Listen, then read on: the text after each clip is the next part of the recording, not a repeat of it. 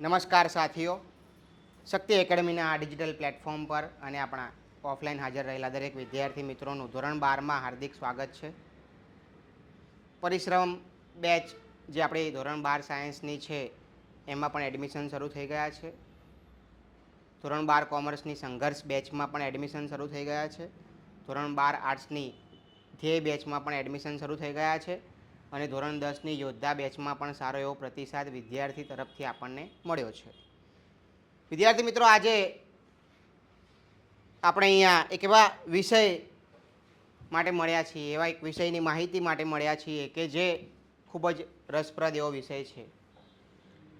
આશા રાખીશું કે આ વિષય એ તમે કોઈ થિયરી સબ્જેક્ટ તરીકે નહીં પણ પ્રેક્ટિકલ સબ્જેક્ટ તરીકે વિચારજો.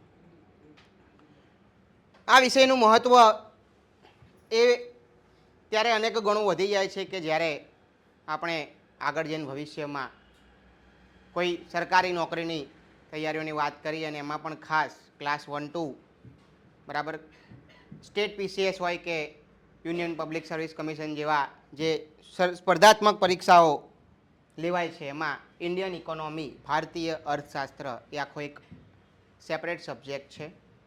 બરાબર વિદ્યાર્થી મિત્રો, કોમર્સ અને આર્ટ્સના અભ્યાસક્રમમાં સૌથી રસપ્રદ વિષય જો મને કોઈ લાગતો હોય તો એ પ્રથમ સબ્જેક્ટ બંનેનો કમ્બાઈન કરીએ તો પહેલો મને ગમતો વિષય છે અર્થશાસ્ત્ર અને બીજો મને ગમતો વિષય છે મનોવિજ્ઞાન.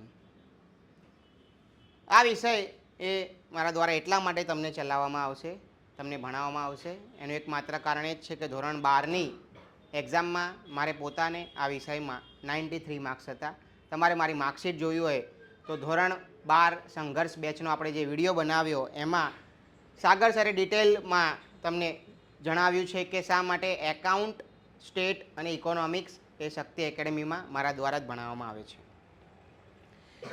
સમયને વેડફો નથી વિદ્યાર્થી મિત્રો, આપણે ચર્ચા કરીએ કે અહીંયા આ જે ફર્સ્ટ જે સ્લાઇડ છે એમાં તમને જોવા મળશે, અહીંયા તમને ક્યાંક કોઇન્સ બરાબર જોવા મળશે તમને અહીંયા. વિદ્યાર્થી મિત્રો, આ જે અપ્સ અને ડાઉન્સ તમે જુઓ છો, અહીંયા તમને કંઈક પિગી બેંક કેવું કાંઈક દેખાય છે. બરાબર, તો આ વિષયની આપણે વાત કરીએ અર્થશાસ્ત્ર. હું વિદ્યાર્થીઓને 11મામાં લેક્ચર લેતો નથી અર્થશાસ્ત્રનો, બરાબર, પણ 12માના જ્યારે પહેલો લેક્ચર લઈએ ત્યારે હું વિદ્યાર્થીઓને સમજાવું છું કે અર્થશાસ્ત્ર એ બે નામ ભેગા થઈને બનેલો વિષય છે. એની અંદર બે વર્ડ આવી ગયા, એક અર્થ અને બીજું શાસ્ત્ર. અર્થનો જે મિનિંગ થાય છે એ થાય છે પૈસા અને શાસ્ત્ર એટલે કે વિષય. એટલે કે આ એક એવો વિષય છે જે પૈસાને લગતો છે, નાણાંને લગતો છે. કોમર્સવાળા વિદ્યાર્થીઓ એ કન્ફ્યુઝ ના થઈ જાય એટલા માટે થઈને એકાઉન્ટ એ નાણાંની નોંધણી કરે છે, જ્યારે ઇકોનોમિક્સ એ તમને નાણાંનું વ્યવસ્થાપન શીખવાડે છે. તો સમય ના વેડફતા આપણે આગળ જઈએ અને સિલેબસની પણ ચર્ચા કરીશું. બરાબર કે ભાઈ આપણે જે આ ધોરણ 12માં જે આપણે અર્થશાસ્ત્ર ભણવાના છીએ, તો વિદ્યાર્થીઓ આજે આપણે વાત કરીએ કે તમારું જે ચોપડી છે, બરાબર, તમારી જે ટેક્સ્ટ બુક છે, ગુજરાત રાજ્ય પાઠ્યપુસ્તક મિત્ર મંડળ દ્વારા જે પુસ્તક તમને આપવામાં આવ્યું છે એમાં ટોટલી આપણે જોઈએ કે કયા કયા ચેપ્ટર્સ છે. તો પહેલું જે ચેપ્ટર્સ છે એનું નામ છે અર્થશાસ્ત્રમાં આલેખ. આ પહેલું ચેપ્ટર છે, અર્થશાસ્ત્રમાં આલેખ. હવે અર્થશાસ્ત્રનો મિનિંગ મેં તમને કહી દીધો. આલેખ આપણા માટે કોઈ નવો વર્ડ તો છે નહીં, બરાબર, કે જ્યારે આપણે આંકડાકીય માહિતીને એક ચોક્કસ માપ દ્વારા એક કાગળ ઉપર જ્યારે આપણે તેનું આલેખન કરીએ છીએ, એ કાગળ ઉપર કરીએ તો એને આકૃતિ કહેવાય, પણ એક આલેખ પત્ર ઉપર કરીએ તો એને આલેખ કહેવાય. વિદ્યાર્થી મિત્રો, આલેખ આપણે ભૂતકાળમાં પણ દોરેલા જ છે. બરાબર, આપણને ખબર જ છે કે આલેખ આપણે આવા હોય છે. બરાબર, અહીંયા આપણે જોઈ શકીએ છીએ, અહીંયા આપણે એકાદી બે આલેખ અહીંયા દર્શાવ્યા છે. ઓકે, અહીંયા પણ છે. આને પાઈ ચાર્ટ કહેવાય. આવી રીતે અલગ અલગ જે આલેખ દોરવાના છે આપણે આ ચેપ્ટરમાં ભણીશું. 8 ગુણનું આ ચેપ્ટર છે વિદ્યાર્થી મિત્રો, અને હું તમને એકદમ મોસ્ટ આઈએમપી ક્વેશ્ચન આપીને આગળ વધીશ કે તમારે આ ચેપ્ટરમાં આટલા ક્વેશ્ચન કરવાના જે 100% પૂછાય છે. અર્થશાસ્ત્રમાં આલેખ આ ચેપ્ટરમાંથી 100% એક આલેખ તો આવશે તમારા બોર્ડની એક્ઝામમાં. સેક્શન ઈમાં આવશે. ક્યાં આવશે? સેક્શન ઈમાં 100% આલેખ આવશે જ, એમાં કોઈ મનમેક નથી. બરાબર, એટલે આલેખ આપણે ખૂબ જ સરસ રીતે અલગ અલગ આલેખના પ્રકાર પણ છે જે આ ચેપ્ટરમાં ભણીશું આપણે. રેખાકૃતિ, સ્તંભાલેખ, સાદી સ્તંભાકૃતિ, પાસેની સ્તંભાકૃતિ, ટકાવારી વિભાજિત સ્તંભાકૃતિ, વિભાજિત સ્તંભાકૃતિ, બરાબર, પાઈ ચાર્ટ. આપણે અલગ અલગ જે આકૃતિઓ ભણીશું તો એ તો તમને હું શીખવાડવાનો જ છું, પણ આમાંથી જે મોસ્ટ આઈએમપી ક્વેશ્ચન કયો આવી શકે એ પણ મારા દ્વારા તમને જાણ કરવામાં આવશે. પણ આજના માટે એટલા માટે પૂરતું રાખો કે ભાઈ અર્થશાસ્ત્રમાં આલેખ જે ચેપ્ટર છે, પહેલું ચેપ્ટર એ કેટલા ગુણનું છે? તો કે 8 ગુણનું છે. બીજું જે ચેપ્ટર છે વિદ્યાર્થી મિત્રો એ છે વૃદ્ધિ અને વિકાસના નિર્દેશકો, જે 10 ગુણનું ચેપ્ટર છે. વૃદ્ધિ અને વિકાસના નિર્દેશકો. ધોરણ 10માં આપણે દરેક વિદ્યાર્થી મિત્રોને માનો કે મારી જોડે ભણ્યા હોય તો એને આપણે ચેપ્ટર નંબર 15થી આપણે એને ભણાવ્યું હતું. બરાબર, ચેપ્ટર નંબર 15 શું હતું? આર્થિક વિકાસ. તો ત્યાંથી મેં એમને થોડું જ્ઞાન આપ્યું હતું. બરાબર, કે આપણે જ્યારે કેવી રીતે માનવ વિકાસાંક, બરાબર, જીવનની ભૌતિક ગુણવત્તાના આંક, એનો આપણે અભ્યાસ કરીને કોઈ પણ દેશનો આર્થિક વિકાસ અને આર્થિક વૃદ્ધિ જાણી શકીએ છીએ. એટલું કંઈ ના ખબર પડે તો આપણે એક વર્ડ તો જોયો જ હતો કે ભાઈ વિકાસશીલ દેશો અને વિકસિત દેશો. વિશ્વના દેશો 2 ભાગમાં વિભાજિત થયેલા છે. એક વિકાસશીલ એટલે કે જે વિકાસ કરી રહ્યા છે, અને બીજું વિકસિત કે જેણે વિકાસ હાંસિલ કરી લીધો છે, હવે એ લોકો વૃદ્ધિમાં આગળ વધી રહ્યા છે. તો કયા દેશને તમે આર્થિક રીતે વિકસિત કહેશો, કયા દેશને તમે આર્થિક રીતે હજુ વિકાસ કરી રહ્યો છે? તમારે આવા કન્ક્લુઝન ઉપર કામ કરવું હોય તો આ ચેપ્ટર તમારા માટે ભણવા જેવું છે. ઓકે, અહીંયા આપણે ગ્લોબલ હંગર ઇન્ડેક્સ એટલે કે વિશ્વ માટે જે એક એવો આંક, બરાબર, બહાર પાડવામાં આવે છે, ભૂખમરાને લગતો છે. હંગર એટલે ઓકે. તો અહીંયા 2021નો છે. જોઈ શકીએ છીએ કે ભાઈ પાકિસ્તાન 92. જોકે આપણા જે સિલેબસમાં આ ઇન્ડેક્સ છે નહીં, ગ્લોબલ હંગર ઇન્ડેક્સ એ આપણા સિલેબસમાં નથી. ઓકે, અહીંયા આપણે કંઈક આલેખ કેવું કંઈ દર્શાવ્યું છે. અહીંયા HDI જેવું કંઈક લખેલું છે. બરાબર, એનું ફૂલ ફોર્મ થાય છે હ્યુમન ડેવલપમેન્ટ ઇન્ડેક્સ, માનવ વિકાસ આંક. 10 ગુણનું આ ચેપ્ટર છે અને સેક્શન ઈમાં તમને એક પ્રશ્ન આમાંથી પણ જોવા મળશે. એમાં કોઈ મનમેક નથી. બોલો, ખબર પડી? હવે અત્યાર સુધી તમારા માઇન્ડમાં એટલું તો ક્લિયર થઈ ગયું હશે કે ધોરણ 12નું આપણું જે પેપર આવશે અર્થશાસ્ત્રનું, એમાં ટોટલી કેટલા સેક્શન આવશે? તો કે એક તો સેક્શન A આવશે, B આવશે, C આવશે, D આવશે અને E આવશે. ટોટલી આટલા સેક્શનમાં તમારું જે પેપર હશે એ અંદર વિભાજિત થયેલા હશે એના ગુણભાર પ્રમાણે. વિદ્યાર્થી મિત્રો, પ્રશ્ન તો હંમેશા માટે એક ઊભો જ રહે છે કે ભાઈ અર્થશાસ્ત્રનું પેપર પૂરું કેવી રીતે કરવું, કેમ કે અર્થશાસ્ત્રનું પેપર પૂરું થતું જ નથી. કોઈ પણ વિદ્યાર્થીની વાત કરીએ આપણે આ વખતે પણ જેનાથી મને ખૂબ આશા હતી એવા વિદ્યાર્થીઓ પેપર છોડીને આવ્યા છે. તો અર્થશાસ્ત્રનું પેપર પૂરું કેવી રીતે કરવું? અર્થશાસ્ત્રનું પેપર પૂરું થતું જ નથી, કેમ કે કન્ટેન્ટ આપણે કેટલું લખવું આપણને ખબર પડી જોઈએ કે 3 માર્ક્સના ક્વેશ્ચનમાં કેટલું કન્ટેન્ટ લખવું, 5 માર્ક્સનો ક્વેશ્ચન હોય તો કેટલું કન્ટેન્ટ લખવું. હવે વિદ્યાર્થી મિત્રોમાં થાય છે કેવું કે 5 માર્ક્સનો જે ક્વેશ્ચનનું કન્ટેન્ટ હોય એ 3 માર્ક્સમાં પીરસતો આવે. તો જ્યાં સુધી સમય હવે વાત કરીએ તો આપણી પાસે ટોટલી 3 કલાક જ છે, અને આ 3 કલાકમાં આપણે 3 માર્ક્સના ક્વેશ્ચનમાં 5 માર્ક્સનું કન્ટેન્ટ પીરસીએ તો એ 5 માર્ક્સનો ક્વેશ્ચન લાસ્ટ ટાઈમમાં આપણાથી છૂટી જાય. તો મારા દ્વારા વિદ્યાર્થીઓને એ પણ ખાસ એવું ટેલેન્ટેડ કામ કરાવવામાં આવશે કે તમારે કન્ટેન્ટ કેવી રીતે નક્કી કરવાનું. તમને જેટલું પૂછ્યું હોય એટલું જ લખવાનું, ટુ ધ પોઈન્ટ. એક વસ્તુ યાદ રાખજો વિદ્યાર્થી મિત્રો કે આ જે સબ્જેક્ટ છે આને તમે સમાજ વિદ્યા સાથે કમ્પેર કરતા નહીં. અહીંયા તો તમે લેખક બનીને તમે ક્વેશ્ચનનો આન્સર લખી શકો. માટી કલા આવો તો ઈચ્છા પ્રમાણે લખીએ, ધાતુ કલા આવો તો ઈચ્છા પ્રમાણે લખીએ.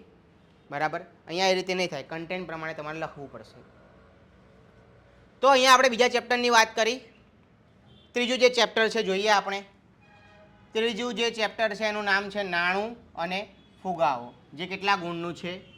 8 ગુણનું છે, જેને આપણે કરન્સી કહીએ છીએ. નાણું એટલે કરન્સી. દરેક વિદ્યાર્થી મિત્રો પાસે, અહીંયા બેઠેલા દરેક વિદ્યાર્થી મિત્રો પાસે અત્યારે ખીચામાં પણ પૈસા હોઈ શકે, બરાબર, અને પૈસા ના જોયા હોય એવું તો કોઈ દિવસ બની જ ના શકે. અત્યારે આપણે ડિજિટલી, પહેલાં તો બહુ તકલીફ પડતી હતી, બરાબર, આપણે પૈસા મોકલાવવા માટે, પરંતુ અત્યારે એક ફોન કરીએ અને કહીએ કે પૈસા ટ્રાન્સફર કરો ને તો પૈસા આપણા ખાતામાં આવી જાય છે. અહીંયા આપણે ભણીશું કે નાણું એ કેવી રીતે નાણાંનો ઉદ્ભવ થયો, બરાબર. આપણને ખબર છે કે સમાજ વિદ્યામાં આપણે ભણ્યા છીએ કે જ્યારે નાણાંની શોધ નથી થઈ ત્યારે લોકો વસ્તુના બદલામાં વસ્તુ અને સેવાના બદલામાં સેવા, વસ્તુના બદલામાં પણ સેવા અને સેવાના બદલામાં વસ્તુ, આવી રીતે વિનિમય કરતા હતા, જેને આપણે બાર્ટર સિસ્ટમ અથવા સાટા પદ્ધતિ તરીકે ઓળખીએ છીએ.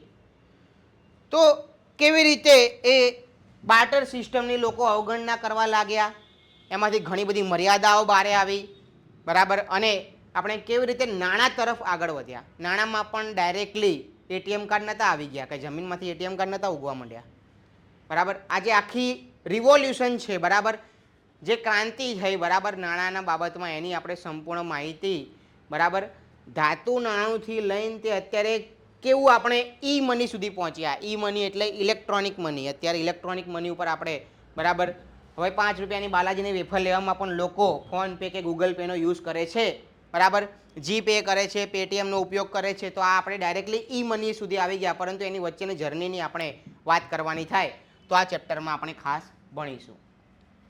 ફુગાવો કોને કહેવાય વિદ્યાર્થી મિત્રો? તો ફુગાવો એટલે કે ભાઈ વસ્તુની કિંમત, માનો કે અત્યારે એ ડુંગળીનો ભાવ એ 20 રૂપિયા કિલો હોય, પરંતુ ભવિષ્યમાં એ જ ડુંગળીનો ભાવ એ 200 રૂપિયા કિલો થઈ જાય.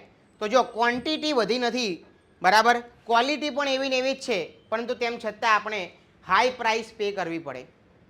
શું કરવું પડે? હાઈ પ્રાઇસ પે કરવી પડે. 1 કિલો ડુંગળીનો ભાવ પહેલાં 20 રૂપિયા હતો, કેટલીક વાર એ જ 1 કિલો ડુંગળીનો ભાવ 200 રૂપિયા થઈ જાય છે. એને શું કહેવાય?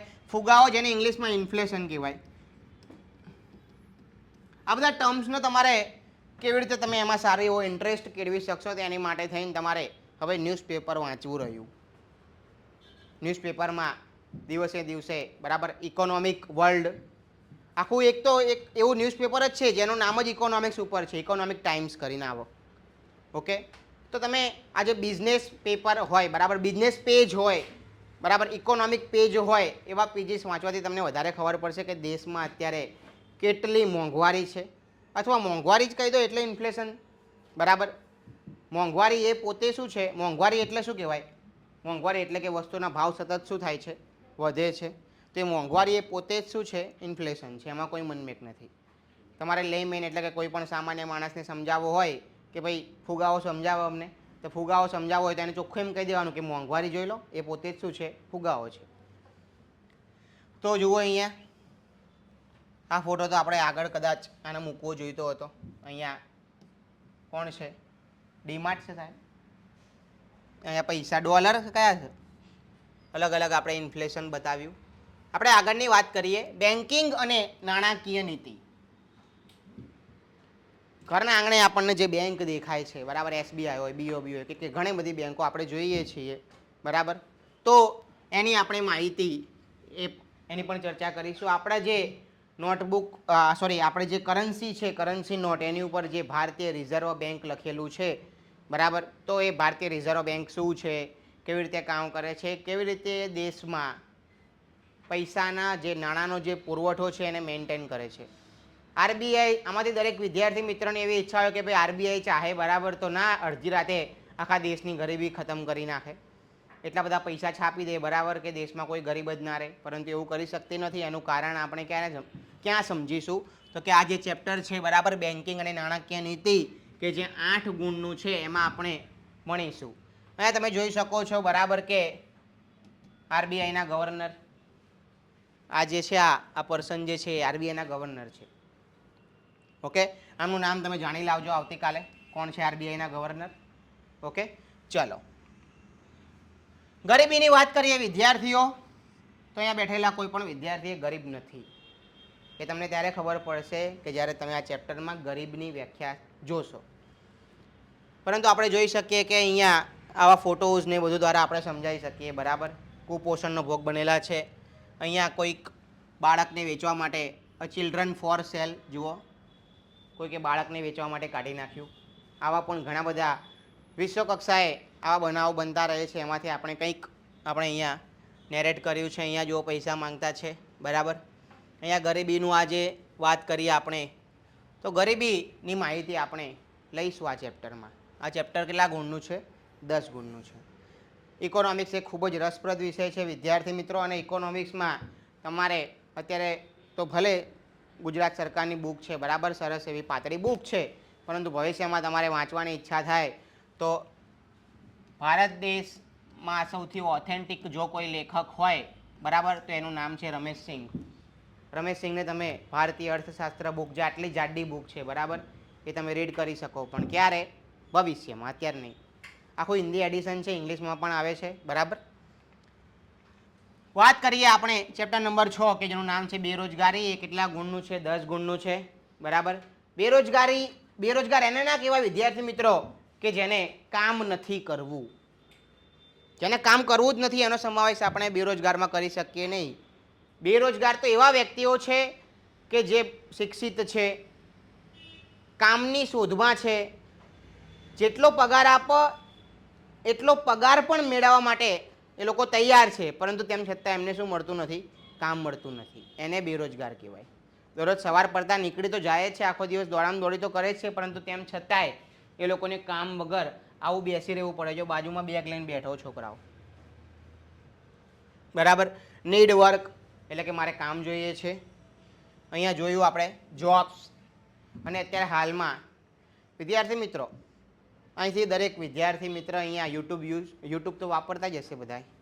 આપણો આ લેક્ચર તો યુટ્યુબમાં આપણે મૂકીશું જ, પરંતુ અનએમ્પ્લોયમેન્ટ ઉપર એકદમ ઓથેન્ટિક વિડીયો તમારે જોવો હોય તો ધ્રુવ રાઠી ચેનલ તમે સર્ચ કરજો. અત્યારે હાલની પરિસ્થિતિ કેવી છે બેરોજગારીને લગતી તમને હવે ખબર પડશે. ઓકે, તો એ તમારે વિડીયો જોવાનો રહ્યો. ખાલી લખજો ધ્રુવ રાઠી, બરાબર. ધ્રુવ લખશો એટલે રાઠી ઓટોમેટિકલી આવી જશે. તો ખાલી કહેવાય છે વિદ્યાર્થી મિત્રો કે ભાઈ બહુ જોબ્સ છે ને બધું ઘણું બધું છે, પરંતુ સૌથી વધારે બેરોજગારી એ ભારતમાં છે. ઓકે, ચલો. અને બેરોજગારીની અને ગરીબીને તો ખૂબ જ નજીકનો સંબંધ છે, એ તો આપણને ખબર છે, બરાબર. બેરોજગારી એટલે પૈસા આવશે નહીં, અને પૈસા આવશે નહીં તો ગરીબીના 20 ચક્રમાંથી આપણે નીકળી શકીશું નહીં. ઓકે, સંપૂર્ણ ચર્ચા આપણે પછી કરીશું. અહીંયા વાત કરીએ આપણે વસ્તીની, બરાબર. જોઈ શકો છો કે આ આખો જે વિશ્વનો નકશો જ આપણે વસ્તીથી દર્શાવ્યો છે, બરાબર. અહીંયા પણ વસ્તી છે, આ બધી વસ્તી. તમને ખબર હશે કે ભારત અત્યારે વસ્તીની દ્રષ્ટિએ સૌથી પ્રથમ નંબરે આવે છે. ઓકે, તો શું છે આ વસ્તી, બરાબર, કેવી રીતે વસ્તી નિયંત્રણ કરવી જોઈએ એની આપણે ડિટેલિંગમાં ચર્ચા કરીશું. પરંતુ આજના આપણા જે લેક્ચરમાં ખાલી ચેપ્ટરનું નામ અને એના કેટલા માર્ક્સ છે એટલી ખબર પડે, એટલા માટે બી આપણે અત્યારે હાલમાં તો બહુ છે, બરાબર. આગળ જઈએ આપણે, બરાબર. તો અહીંયા કૃષિ ક્ષેત્રની વાત કરીએ આપણે. તો કૃષિ ક્ષેત્ર જે 10 ગુણનું છે આ ચેપ્ટર, બરાબર. અહીંયા આપણે સંપૂર્ણ ખેતીની વાત કરવાની છે. અહીંયા ટ્રેક્ટર છે, બરાબર. અહીંયા ખેતી થઈ રહી છે. અહીંયા સંપૂર્ણ આપણે કે ભાઈ આઝાદી પહેલાં કૃષિ ક્ષેત્ર કેવું હતું અને આઝાદી પછી અત્યારે કૃષિ ક્ષેત્ર કેવું છે એની આપણે સંપૂર્ણ ચર્ચા આ પાઠમાં કરીશું. ઓકે, અહીંયા જે વિદ્યાર્થી મિત્રો છે, બરાબર, હાજર છે. આ ચેપ્ટર તો 8મા ક્રમનું છે, બરાબર. તો આપણે તો 8મા ચેપ્ટર સુધી પહોંચવામાં તો હજુ ઘણી વાર લાગશે, પરંતુ એ પહેલાં જ તમારે આ ચેપ્ટર્સની કંઈ માહિતી જોઈતી હોય તો આપણી યુટ્યુબ ચેનલમાં આપણે એનસીઆરટી મેં આખી પૂરી કરેલી છે, બરાબર, ઇકોનોમિક્સની. અને એ એનસીઆરટીમાં આઝાદી પહેલાં કૃષિ ક્ષેત્ર કેવું હતું, આઝાદી પછી કૃષિ ક્ષેત્ર કેવું છે એની સંપૂર્ણ માહિતી આપણે વિડીયો લેક્ચર્સમાં, બરાબર, સ્લાઇડ સાથે આપેલી છે. ઓકે, ચલો આગળ જઈએ. કેટલા ગુણનું છે? 10 ગુણનું છે. એની પછી આપણે વાત કરીએ વિદેશ વેપારની. કેટલા ગુણનું ચેપ્ટર છે? 8 ગુણનું, બરાબર. તમારા હાથમાં અત્યારે જે કંઈ મોબાઈલ ફોન, સેલફોન છે એ વિદેશ વેપારનો જ એકમાત્ર ભાગ છે. આપણે અલગ અલગ કંપનીઓ જે છે, બરાબર, ફોરેન કંપનીઓ કે જેનો આપણે ઉપયોગ કરીએ છીએ, જેના પ્રોડક્ટ્સનો આપણે ઉપયોગ કરીએ છીએ, બરાબર, એ આપણે વિદેશ વેપારના કારણે જ શક્ય બન્યું છે. એટલે કે ભારતના અર્થતંત્રને આપણે વિદેશના અર્થતંત્ર સાથે જોડી નાખ્યું છે. આ જે આની માટે આપણે એક નીતિ બનાવી હતી વૈશ્વિકીકરણ, બરાબર. 1991ના સુધારામાં ડૉક્ટર મનમોહન સિંઘે 3 એક એવી નીતિ લાવ્યા હતા, બરાબર. ઉદારીકરણ, ખાનગીકરણ અને વૈશ્વિકીકરણ. તો આ વૈશ્વિકીકરણના ભાગરૂપે જ આપણે વિદેશ વેપારમાં અત્યારે આગળ આવી શક્યા છીએ. અને કોઈ પણ દેશને જો સારો એવો આર્થિક વિકાસ અને આર્થિક વૃદ્ધિના માર્ગ ઉપર આગળ વધવું હોય તો વિદેશ વેપારનો એમનામાં જે શક્તિ છે વિદેશ વેપાર કરવાની ખૂબ જ મોટા પાયે હોવી જોઈએ. તો અહીંયા જોઈ શકીએ આપણે ફોરેન ટ્રેડ પોલિસી, અહીંયા એટલે વિદેશ વેપારની સંપૂર્ણ માહિતી આપણે આ ચેપ્ટરમાં લઈશું. એટલું ખાલી યાદ રાખો. કેટલા માર્ક્સનું છે? 8 ગુણનું છે આ ચેપ્ટર. ઉદ્યોગ ક્ષેત્રની વાત કરીએ, કેટલા માર્ક્સનું છે? 8 ગુણનું છે ઉદ્યોગ ક્ષેત્ર, બરાબર. ઇન્ડસ્ટ્રીયલ સેક્ટર, અહીંથી આગળ વળતા જ તમે મારુતિ એસ્ટેટ જોશો. તે મારુતિ એસ્ટેટની અંદર જ્યારે તમે જાશો તો તમને અંદર અલગ અલગ દુકાનોમાં અલગ અલગ કારખાના ચાલતા હશે. એ પોતે શું છે? ઉદ્યોગ ક્ષેત્ર જ છે, બરાબર. તો આ જે પાછું અહીંયા જે કંઈ સ્લાઇડ આવી એ મેં જીસીઆરટી એનસીઆરટી ચલાવી હતી એની જ છે, બરાબર. અહીંયા જોઈ શકીએ છીએ આરયુ GCERT NCERT foundation batch economics, બરાબર. ઉદ્યોગોનું મહત્વ ખાસ બીજી અને ત્રીજી પોઈન્ટ હશે યોજનામાં. પરંતુ અત્યારે તો આપણો જે આ લેક્ચર છે એ ક્યાં સુધી પૂરતો છે કે ભાઈ ઉદ્યોગ ક્ષેત્ર જે ચેપ્ટર છે એ કેટલા ગુણનું છે? 8 ગુણનું છે. સમજીશું આપણે આ ચેપ્ટરમાં કંઈ નાના પાયાના ઉદ્યોગો કોને કહેવાય, મોટા પાયાના ઉદ્યોગો કોને કહેવાય, એ બધી જ જે ડિટેલમાં ઇન્ફોર્મેશન છે જ્યારે ચેપ્ટર આવશે ત્યારે આપણે લડી લઈશું. એની પછી ભારતીય અર્થતંત્રમાં નૂતન પ્રશ્નો જે 10 ગુણનું ચેપ્ટર છે. સર અહીંયા આપણે શું ભણીશું? તો અહીંયા આપણે શહેરીકરણ છે. શહેરીકરણ એટલે લોકો હવે ગામડામાં રહેવાનું પસંદ કરતા નથી, પોતાનું સ્થળાંતરે ક્યાં કરવા માંગે છે? શહેરોમાં કરવા માંગે છે. તો આવા શહેરીકરણના કારણે કયા કયા પ્રશ્નો ઉદ્ભવી શકે? ટ્રાફિકની સમસ્યા છે, બરાબર. શહેરોમાં શા માટે એક જમીનનો ટુકડા લેવા માટે પણ આપણે બહુ ઊંચી કિંમતો પે કરવી પડે છે? એનું કારણ એ જ છે કે જમીન જે છે એ દિવસે દિવસે શહેરોની હવે કેવી થતી જાય છે? ઓછી થતી જાય છે, બરાબર. લોકો બાંધકામ કરતાં કરતાં જાય. તમે જુઓ કે અમદાવાદ પોતે જ કેટલું મોટું થઈ રહ્યું છે, વિકસિત થઈ રહ્યું છે, બરાબર. તો આવી રીતે શા માટે કે શહેરોમાં મકાનના ભાવ ઊંચા જોવા મળે છે, શા માટે ગામડામાં મકાનના ભાવ નીચા જોવા મળે છે? જે મકાનનું ભાડું અમદાવાદમાં 10,000 હશે એ જ મકાન ગામડામાં 1,000 રૂપિયામાં પણ મળી જતું હશે. તો એનું એકમાત્ર કારણ શું છે? શહેરીકરણ. કે ભાઈ લોકો હવે શહેરીકરણ બાજુ વળી ગયા, શહેરો બાજુ વળી ગયા. શા માટે? તો કે સુખ સગવડની સુવિધાઓ માટે, બરાબર.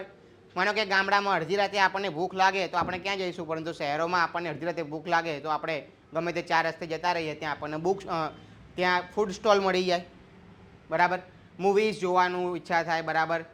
અમદાવાદમાં તો અમારા રિલેટિવ્સમાં મોસ્ટ ઓફ રિલેટિવ્સ જ્યારે ગામડેથી અમદાવાદમાં આવે તો એમને તો કાંકરિયા જ દેખાય કે કાંકરિયા લઈ જાઓ અમને. એટલે આ શું છે? શહેરીકરણમાં તમને સમજાવું છું, બરાબર. એક સૌથી મોટું કારણ શું હોઈ શકે શહેરીકરણનું? તો કે જે શહેરના લોકો જે પ્રમાણે જીવનશૈલીથી શહેરના લોકો જીવે છે એનાથી આકર્ષિત થઈને જ લોકો શું કરે છે? શહેરીકરણ કરતા હોય ને, બરાબર. આપણે અહીંથી શા માટે એબ્રોડ જઈએ છીએ? એબ્રોડ એટલે બહારના દેશમાં જઈએ છીએ. તો એનું એકમાત્ર કારણ એ જ કે ત્યાંની લાઈફસ્ટાઈલથી આપણે એટ્રેક્ટ થયા, બરાબર. ત્યાંની કરન્સીથી આપણે એટ્રેક્ટ થયા, બરાબર. કેનેડા લોકો કમાવા જાય, અમેરિકા, બરાબર, યુકે, આ બહારના દેશોમાં લોકો શા માટે જાય છે? સારા એવા પૈસા કમાવા માટે. ઓકે. તો દરેક જે કાર્ય છે એની પાછળ એક સારું એવું કારણ કામ કરતું હોય છે. તો ધોરણ 12ના જે આપણે આજે 11મા નંબરનું ચેપ્ટર હતું એમાં આપણે ભણીશું કે કેવા કેવા નૂતન પ્રશ્નો ઊભા થયા છે, બરાબર. કે ભારતીય અર્થતંત્રને આગળ લઈ જવા માટે ઘણા બધા એવા પ્રશ્નો છે, ઓકે. પરંતુ જે ભારતીય અર્થતંત્રના સૌથી મૂળમાં જો કોઈ પ્રશ્ન હોય, ભારતીય અર્થતંત્રના મૂળમાં જો સૌથી મોટો પ્રશ્ન હોય, બરાબર, તો એ શું છે? તો સૌથી વધારે મૂળમાં જે પ્રશ્ન હોય એ કોણ છે? એક તો વસ્તી, બરાબર. બીજો સૌથી મોટી આર્થિક સમસ્યા જો કોઈ હોય તો એ શું છે? ગરીબી. અને ત્રીજું જો સૌથી મોટી આર્થિક સમસ્યા હોય તો એ શું છે? બેરોજગારી.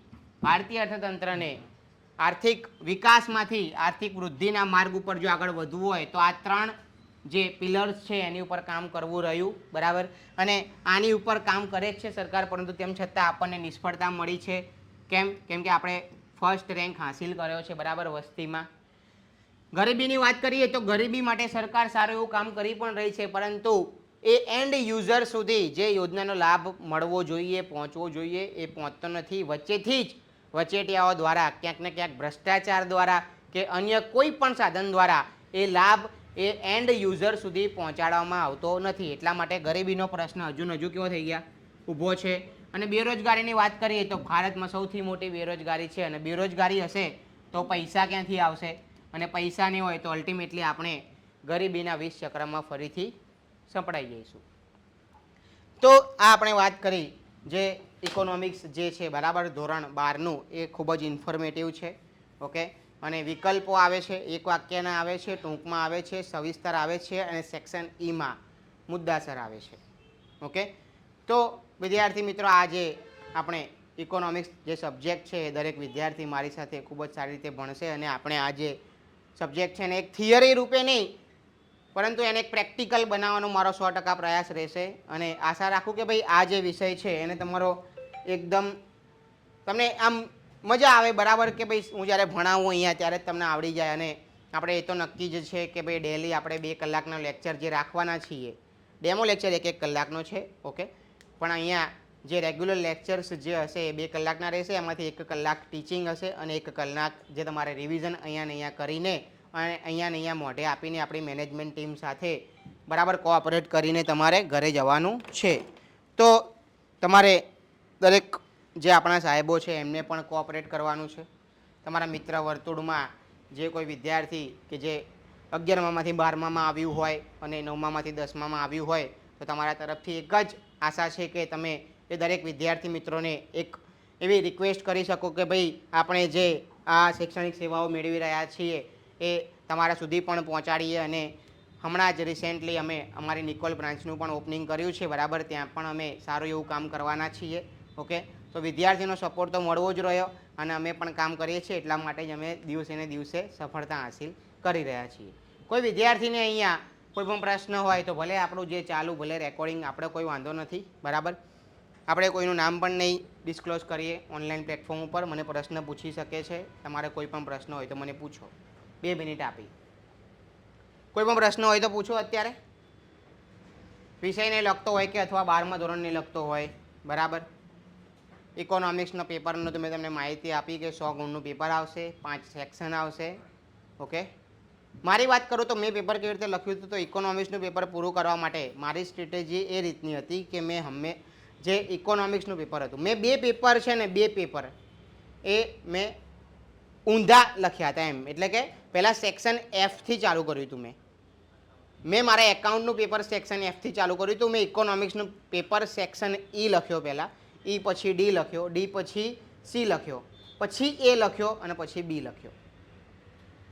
કેમ કે વિદ્યાર્થી મિત્રો થાય છે કેવું પેપરમાં કે જ્યારે તમે બોર્ડની એક્ઝામમાં બેઠા હોય, તમે માર્ચ 2025માં જ્યારે બોર્ડની એક્ઝામમાં અપિયર થશો, બરાબર, તો જ્યારે તમે એથી સ્ટાર્ટ કરશો તો તમારામાં પોટેન્શિયલ ખૂબ હોવું જોઈએ. કેમ કે લાસ્ટમાં તમારે મોટા ક્વેશ્ચન સાથે ડીલ કરવાની છે. એની માટે કન્ટેન્ટ તમારું મજબૂત હોવું જોઈએ, બરાબર. અને મેં એવું જ વિચાર્યું હતું કે જો હું પહેલાં જ જે પાછળના જે ક્વેશ્ચન છે સેક્શન ઈમાં જ, ઇકોનોમિક્સની વાત કરું તો સેક્શન ઈમાં જે મોટા ક્વેશ્ચન આવે છે એને હું પહેલાં ડીલ કરી નાખીશ, તો ઓબ્વિયસલી જે પેપર ચેકર હશે એના માઇન્ડમાં મારા વિશે કેવી એક પોઝિટિવ ઇમ્પ્રેશન ઊભી થશે કે આને આ જ કન્ટેન્ટ આટલું મસ્ત પીરસ્યું, તો આગળનું પેપર એનું કેવું હશે, સારું જ હશે. અને એટલા કારણે જ મારા 93 માર્ક્સ ઇકોનોમિક્સમાં સિક્યોર થયા છે. મેં કીધું તો આ વખતે પણ મારા વિદ્યાર્થી મિત્રોનો, પરંતુ કેટલાક માન્યા અને કેટલાક ના માન્યા. જેણે એથી લખ્યું એણે બિચારા 6 વાગે આવીને મને એવું કીધું કે ભાઈ સર આટલું છૂટી ગયું, બરાબર, એકાદી 2 પ્રશ્ન છૂટી ગયો, પરંતુ એકાદી 2 પ્રશ્ન છૂટી જવાથી સીધા આપણે 10 માર્ક્સ બીજા વિદ્યાર્થી કરતાં પાછળ થઈ જઈએ, બરાબર. કેમ કે સેક્શન ઈમાં એક ક્વેશ્ચન જે હશે એ 5 ગુણનો હશે. ઓકે. તો અહીંયા આપણે કેવી રીતે, અને હા, ઇકોનોમિક્સમાં વિદ્યાર્થી મિત્રો તમારે મોઢે કરવાનું નથી, પણ તમારે અહીંયા આન્સર રાઇટિંગ ખાસ કરવું પડશે. આન્સર રાઇટિંગ જરૂરી છે, બરાબર. આન્સર રાઇટિંગ તમે કરશો તો જ તમને ખબર પડશે. તમે ઘરે એક ક્વેશ્ચન ઉઠાવો, એ ક્વેશ્ચનનું આન્સર રાઇટિંગ કરીને મને બતાવો, બરાબર, કે સર આ જો આન્સર રાઇટિંગ કર્યું, પછી હું તમને કહીશ કે જો આમાં આ કન્ટેન્ટ પીરસવું જરૂરી નહોતું, બરાબર. આર્થિક વિકાસના નિર્દેશકો પૂછે, બેરોજગારીની વ્યાખ્યા પૂછે, તો એમાં એવું જરૂરી જ નથી કે બેરોજગારીના કારણે ગરીબી વધી રહી છે. બેરોજગારીની વ્યાખ્યા પૂછી તો બેરોજગારીની વ્યાખ્યા જ લખવાની. આપણી પાસે કોઈ એવું કન્ક્લુઝન કે એવું કંઈ નિષ્કર્ષ માંગ્યો નથી કે ગરીબી કોના કારણે વધે, પરંતુ વિદ્યાર્થી તરીકે પેપર લખતો નહીં, પરંતુ લેખક બનવાનો ટ્રાય કરે ને લેખક બનવાનો ટ્રાય કરે તો એને માર્ક્સ નહીં મળે. ઓકે, તો આજે આ એક વિષયની વાત નથી કરતો, બરાબર. આર્ટ્સમાં પણ જિયોગ્રાફી છે, સોશિયોલોજી છે, સાયકોલોજીમાં પણ હું વિદ્યાર્થી મિત્રોને કહેતો જ આવું છું, બરાબર, કે તમારે કેવી રીતે કન્ટેન્ટ લખવાનું હોય છે. ઓકે, અને સાયકોલોજીમાં પણ આપણે સરસ એવા માર્ક્સ સિક્યોર કરેલા જ છે. 95 માર્ક્સ સાયકોલોજીમાં પણ વિદ્યાર્થીઓને આપણે લેવડાવ્યા છે.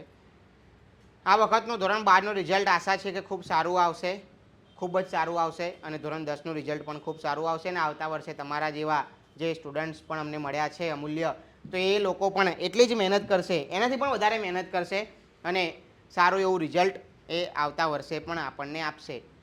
પરંતુ તમારે ડે 1થી કામ કરવું પડશે. તમે માનો કે હવે અત્યારે ધોરણ 12ની જે યાત્રા છે એ સ્ટાર્ટ થઈ ગઈ.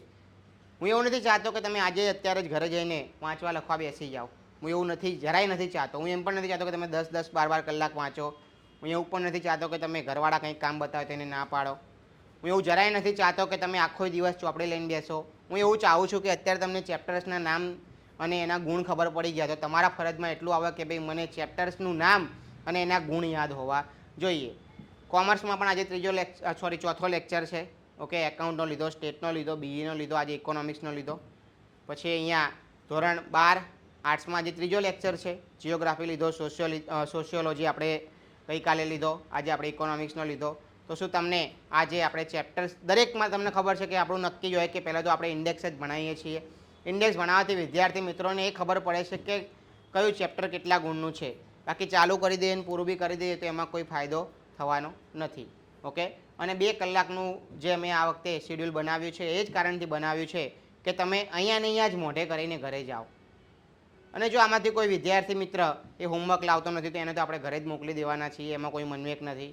જેને ભણવું ના હોય, યાદથી જ ના આવે, એમાં મને કોઈ વાંધો નથી, બરાબર. ભણવાવાળા વિદ્યાર્થીઓનું જ આપણે કામ છે. જો આમાંથી કોઈ એક વિદ્યાર્થી લોડ ના સહન કરી શકતો હોય, આવું તો હોતું હશે, બરાબર, હોમવર્ક ના લઈ જાય તોય, બરાબર, સાહેબને તો જોઈ લઈશું બહાર, તો કાંઈ વાંધો નહીં. ઓકે, તો આજથી જ ના આવતા મારો કોઈ વાંધો નથી, પરંતુ જો આવો છો તો જે પ્રમાણે નોર્મ્સ અને રેગ્યુલેશન છે તમારે ફોલો કરવા પડશે. ઓકે, આપણે મજા પણ કરાવીએ છીએ, મહેનત પણ કરાવીએ છીએ, અને બધું જે પ્રમાણે સિસ્ટમેટિક હોય એ પ્રમાણે કામકાજ થશે. તો આજનો આપણો જે આ લેક્ચર છે ઇકોનોમિક્સનો, જે તમને માહિતી આપી, તમે મને સાંભળ્યા બદલ હું દરેકનો આભારી છું. Thank you so much.